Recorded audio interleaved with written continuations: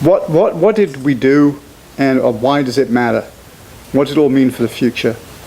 And to really make a comment about that, I think we have to look at the past. What did we have in the past?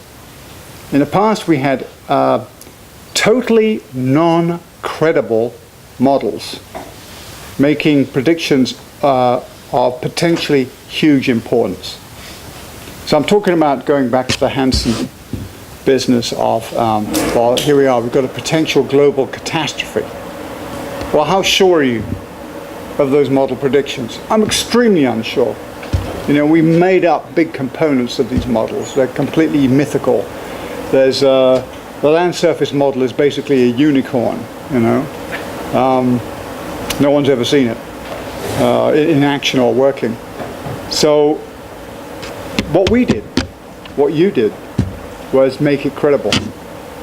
You know, the data that you provided confronted the models, as Steve likes to say, broke them, allowed us to remake them, and made credible models. We're going to need these models.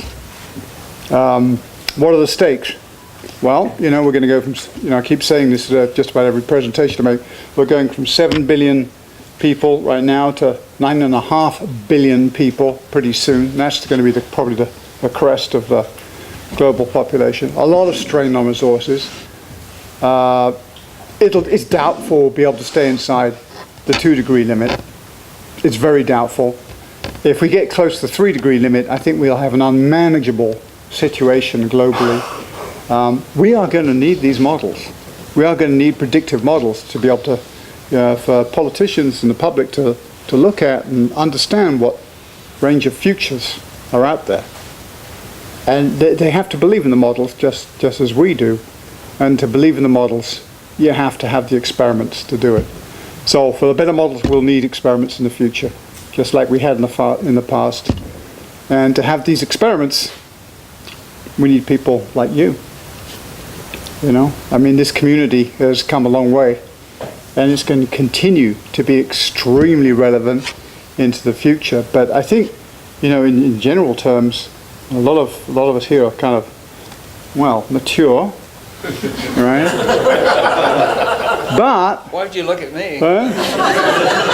But there's a whole generation of, you know, I was going to say kids, but you know, students who grew up in these experiments who are now, you know, professors and things like that all around the country, you know, having influence. So I think one of our greatest legacies was to bring up another generation of people who can carry on the work after us.